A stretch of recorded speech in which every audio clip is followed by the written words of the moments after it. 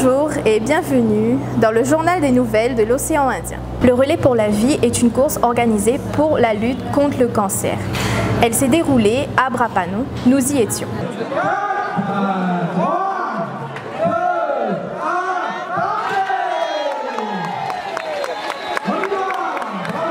On a dans sa famille, dans son entourage, quelqu'un atteint du cancer. J'ai eu ma meilleure amie, mon amie d'enfance, Anise, elle est décédée du cancer. Et là, actuellement, j'ai mon parrain qui souffre d'une leucémie. Et j'ai eu une cousine atteinte d'un cancer et une tante, donc ce qui fait que, bon, voilà, on se sent impuissant pour eux, on ne sait pas quoi faire. Moi, comme m'a dit tout à l'heure, c'est un petit État qui vient de débarquer dans l'organisation du Relais pour la vie. Et comme dit Madame la présidente de l'association, Madame Setama, elle dit que le cancer unit, et moi je rajouterais que la maladie unit, parce que il y a 2 ans de ça, moi aussi ma tombe malade et m'a dû opérer. Et je connais que ça veut dire ne pas avoir aucun soutien. Et du coup, c'est pour ça que m'a accepté le rôle de marraine, c'est parce que je connais qu'un petit brin de chanson, un petit brin de sourire, il peut apporter du positif dans la vie des gens. Le cancer, c'est une maladie qui la touche quand même la famille, comme n'importe qui. Donc finalement, on vient là en tant qu'artiste, me retrouve comme un ami parmi tant d'autres, et on apporte ça pour bien apporter. Et chaque année, on entend des commentaires de gens que la guerre en sort à autres. Mais on entend des prières, mais on voit des larmes aussi pour des gens qui sont partis. Je pense qu'il vaut largement le coup en fait d'être là. Tous les ans, j'ai rendez-vous le 2e week-end d'avril avec le Relais pour la vie. Et mon équipe grossit de plus en plus. Depuis quelques années, c'est les porteurs d'espoir. La recherche pour lutte contre le cancer, c'est des choses qui évoluent avec le temps. Il faut des moyens pour ça. Et bon, ce genre d'événement-là, est là pour essayer d'apporter un affaire en plus. Donc voilà, c'est aussi un moyen de lutter contre la solitude pour les gens qui restent aussi.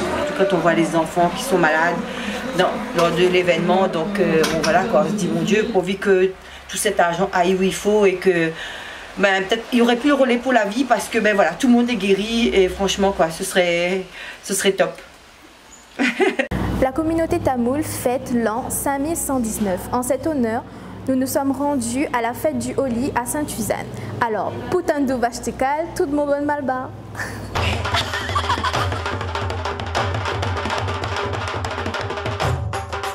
Encore une fois, Putandu Vashtikal à tous. Très bonne année. 5119. N'hésitez pas, faites-vous plaisir.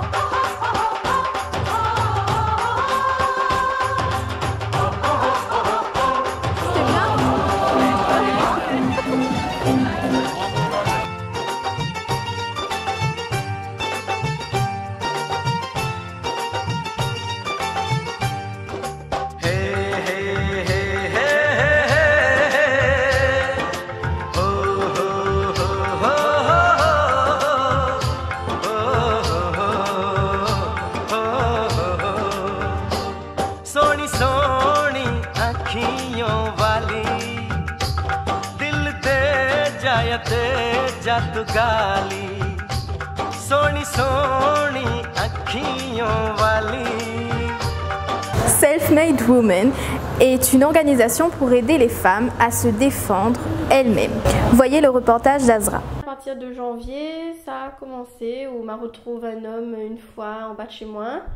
Il était traîne comme là dans un petit coin finnois et il était nu et il était bataillé. Du coup, première fois m'a vu Ali, m'a été surpris, donc m'a rentré chez moi et m'a appelé tout de suite les flics. Du coup, quand on appelle à Zot, tout ce que Zot a su répondre à moi, c'était oui, tant que la pas graisse à moi ou que n'a point de sang ou quoi, Zot il bouge pas. Ou sans pas ou en sécurité, moi m'y habite toute seule, mais m'a peur de ce qu'ils peuvent faire. Et du coup, c'est vrai que m'a entendu parler du self-défense, donc ça il pourrait intéresser à moi pour pouvoir justement défendre à moi. Agression, intimidation, viol, meurtre, ces violences faites à la gente féminine se multiplient de jour en jour.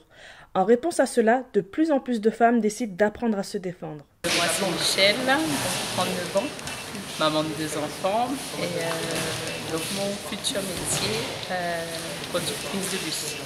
La défense c'est une façon de se sortir de certaines situations sans violence. le site du gouvernement a réalisé une enquête. En France, 600 000 femmes par an sont concernées par les violences sexuelles. En moyenne, le nombre de femmes âgées de 18 à 75 ans qui, au cours d'une année, sont victimes de viol et de tentatives de viol est estimé à 84 000 femmes. C'est pour les personnes qui subissent dans le silence, ça c'est la première chose. Pour les personnes simplement qui ne veulent pas forcément porter des coups, mais juste apprendre à se défendre sans avoir pour objectif de faire du mal à la personne, savoir sortir d'une situation qui ne serait pas facile. Et puis moi personnellement j'ai bien aimé, j'ai passé beaucoup de temps avec mes amis, ça nous a beaucoup permis, ça nous a rapprochés et ça a pu nous permettre d'apprendre à se défendre. C'est cool de faire ça gratuitement pour les femmes parce que dans nous les femmes on se fait souvent agresser dans la rue, même si c'est juste des sifflements ou quoi que ce soit, mais c'est une forme d'agression. C'est du harcèlement de rue et c'est vraiment très bien d'apprendre des petits gestes comme ça. 3 jeunes étudiants dionysiens ont créé le mouvement Self-Made Women 974, à l'initiative des femmes réunionnaises qui souhaitent apprendre à se défendre. Des techniques simples leur sont apprises afin d'appréhender les situations de danger qu'elles pourraient rencontrer dans la vie de tous les jours. C'est une très bonne initiative qu'il faut encourager dans toute l'île pour que les femmes puissent enfin vivre en toute sécurité. Je vous emmène découvrir des visages familiers et des timbres réunionnais sortis de l'imaginaire de 2 artistes à la Cité des Arts.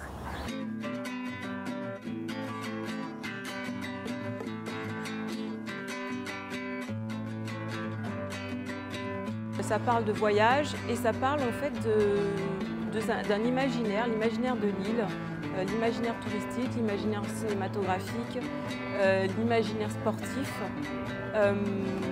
Et puis il y a aussi, tout ça fait lien et donne en fait ce qu'on pourrait dire un nouveau folklore, une nouvelle folklorisation de l'île, de la Réunion, avec des codes des années 50.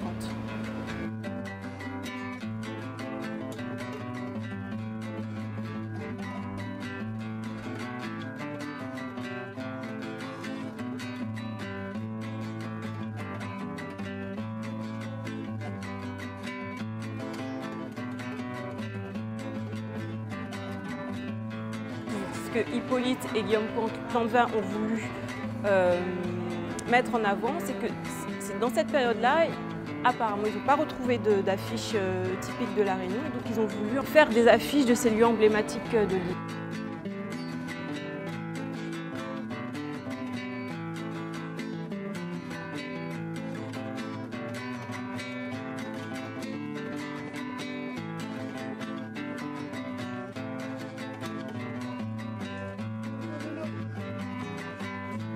Si on parle de paysages emblématiques, on parle aussi de cinéma et de films emblématiques. Donc là, on a affaire à un cinéma hollywoodien. Donc ils ont retranscrit en fait des codes hollywoodiens à travers les décors de l'île. Et puis il y a le football aussi, avec les albums Panini. Donc ça a été mondialement, on se souvient des albums Panini, c'était des collectionneurs, des enfants qui collectionnaient en fait des vignettes. Là, Hippolyte a recréé en fait le football Maloya Club avec les figures emblématiques du Maloya sur une anecdote de Gilbert Pugna qui disait que s'il n'était pas artiste musicien, il aurait voulu être footballeur professionnel. Donc c'est comment retranscrire en fait avec les codes populaires mondiaux, comment le retranscrire dans l'imaginaire créole. C'est la fin de ce journal, je vous retrouve pour une prochaine édition. Au revoir.